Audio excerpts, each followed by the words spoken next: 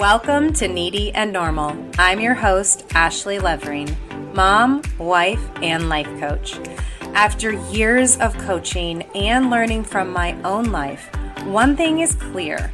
Meeting your needs is essential for living your best life. Here, we'll talk about those needs and not only learn to accept them, but also tend to them without guilt.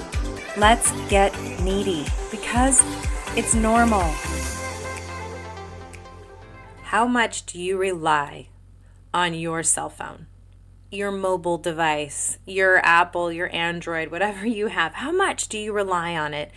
Are you borderline obsessed with it? Is it in your hand, in your pocket, constantly? Do you use it for work? Do you use it to stay in touch with people? Are you on social media a lot? Are you an email person? These are all questions that are relevant, because here's what we're going to chat about today. It's the fact that we are quite literally attached to our devices. Hey, I'm not calling you out. I'm just as guilty. In fact, the reason I wanted to do an episode like this is because I have found myself in those moments where I have my phone in front of my face when my children are trying to tell me a story, and I have to really pull myself aside and think, what am I doing? And so it really started me on this exploration of, how did we get here? How did we get to a point that, I get it, our phones are so convenient. They have incredible abilities nowadays to offer us to be able to do life from our hands. I get that, because I, as a business owner, do most everything from my phone. In fact, I'm probably going to use my phone at one point to help me record my first video podcast. That's amazing. But I got to tell you, it is an obsessive nation. And I've had these conversations before where I think out loud, what if we get to a point where the obsessive email, obsessive social media, obsessive texting, not actually speaking to each other, what happens if that gets old? Could it? I have a theory that it will. I have a theory that we're going to get to a point where we think, oh my God, what are we doing?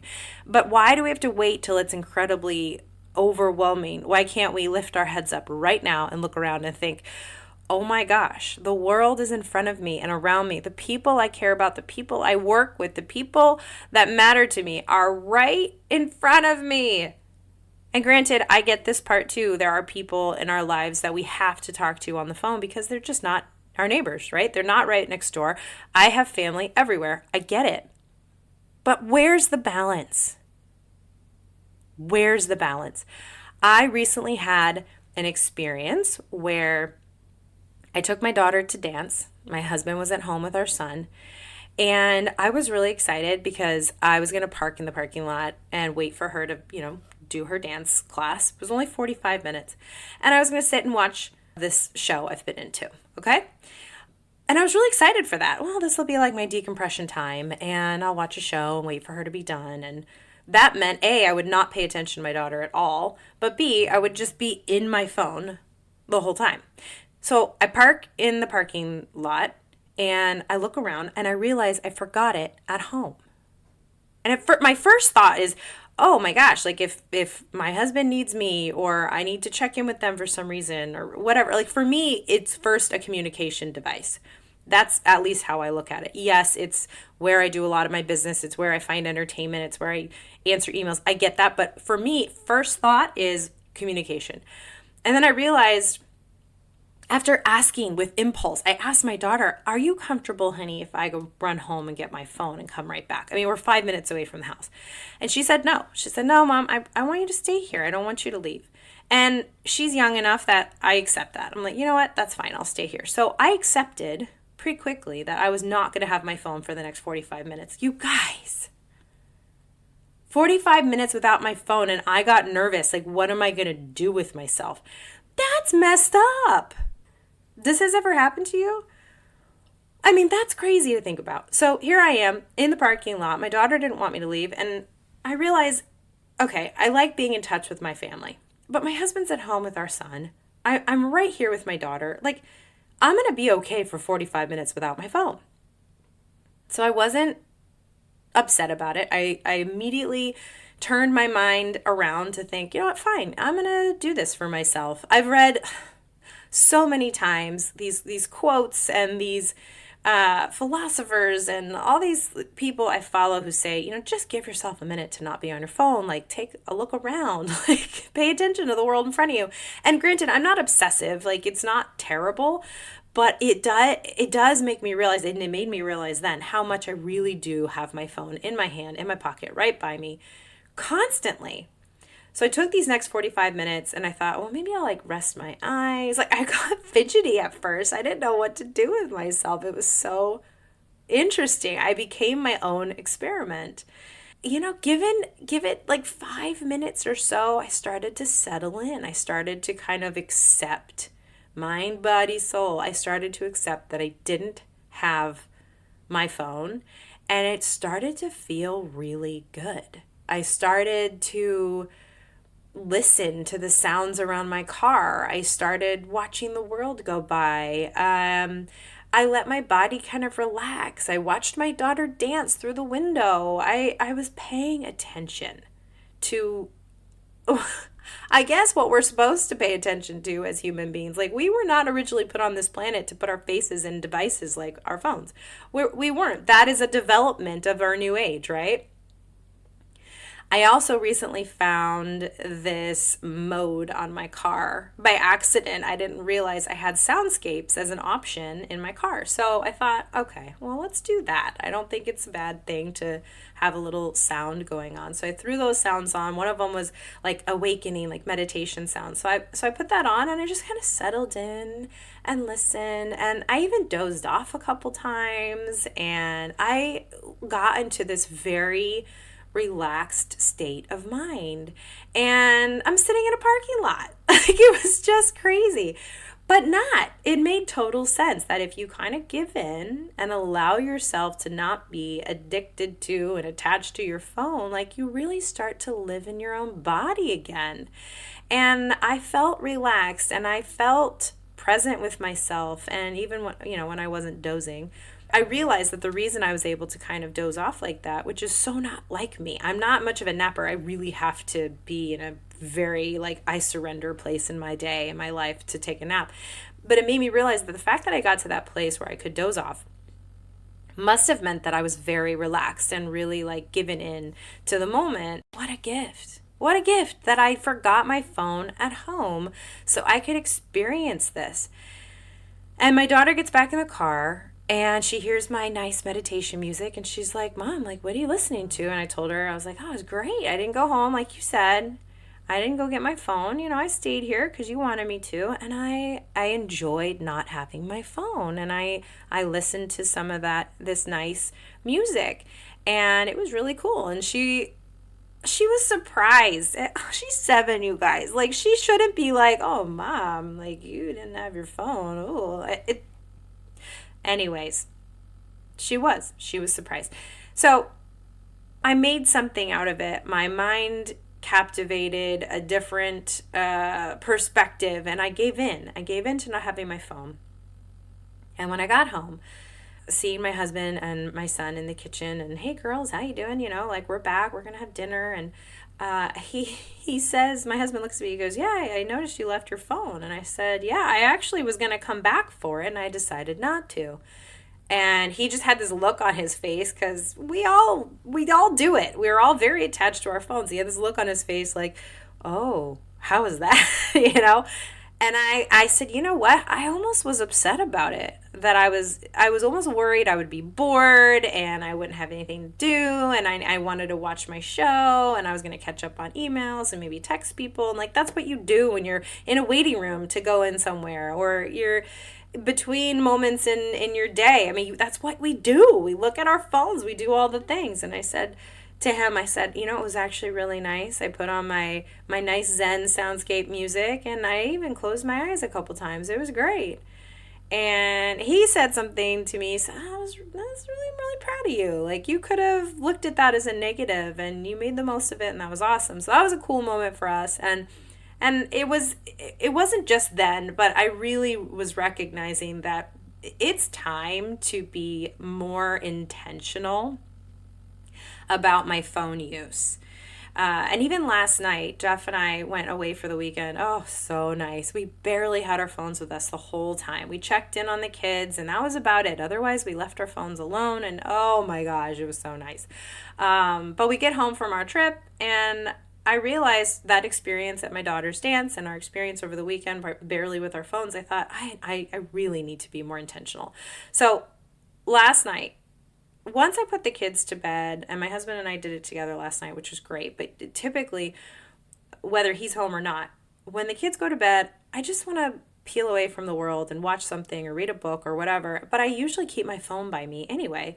And last night, I didn't just put it in the kitchen and go in the living room and turn on a show. I put it all the way upstairs next to the bed and left it there. It was so nice. It was so nice. And it was an intentional moment away from my phone. And I try really hard not to look at my phone before I go to bed. I really like looking at it, putting it down. I put it on airplane mode. And I don't look at it again until I have to in the morning. And even in the morning when I wake up, the only thing I do is turn off my alarm and check the weather, especially in the winter here in Wisconsin. But I do typically put it away, put it in airplane mode, and read before I go to bed. That's the last thing I like to do. And so I'm continuing to be more intentional with that, but I want to find more moments in my day where I put my phone away. I've told this to clients before, and I haven't done this in a long time, but I used to have those tiny sticky notes, and I would turn my phone face down, and I would write on a sticky note, in timeout until, and then I'd put a time on it, and then I would stick it on the back of my phone, and if I was tempted to go grab my phone, I would see that sticky note that says, you can't touch me until 10 a.m. or whatever, and oh, right. So I had to force myself to be intentional in that sense, but it actually worked really well, and it was just being self-disciplined, and so I want to bring some of that back. And part of me thinks, a part of my routine, I will say, I get up in the morning with the kids. If my husband's home, I get up immediately, make sure that they are getting ready, and I go take the dog for a walk, and I come back, and we do the breakfast thing and get them all ready for school. And I realize that I keep my phone by us when my husband's out of town, because a lot of times he'll call in the morning to say good morning. But besides that, I really don't need to look at my phone until my kids are off to school, because I have had this bad habit of grabbing my phone and looking at stuff when they're in the kitchen right there with me. I'm thinking, what am I doing?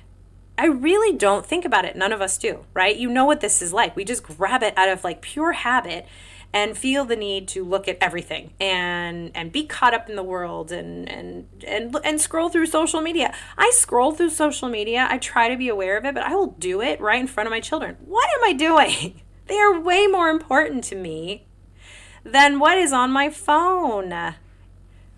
Even if it's a banking issue or something, like there's things you just, yeah, like it can wait. It can wait. Simon Sinek, if you are a fan like I am, he does this entire talk about if you're holding your phone and having a conversation with someone, do you think that they have your undivided attention?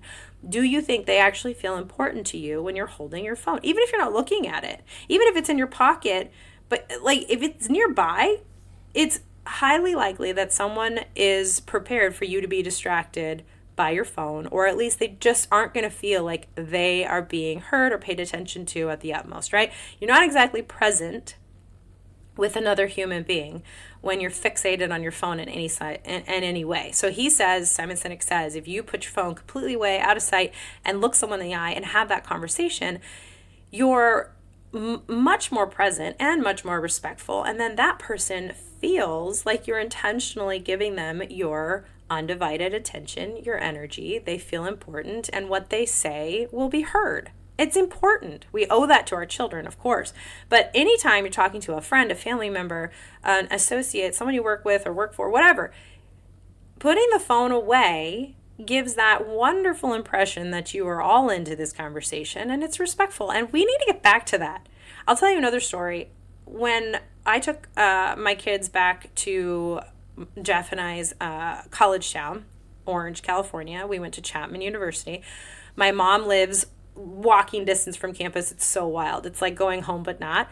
I think I've mentioned this before, but I remember this moment where we were walking by this giant intersection where there's students crossing like you wouldn't believe. They're everywhere.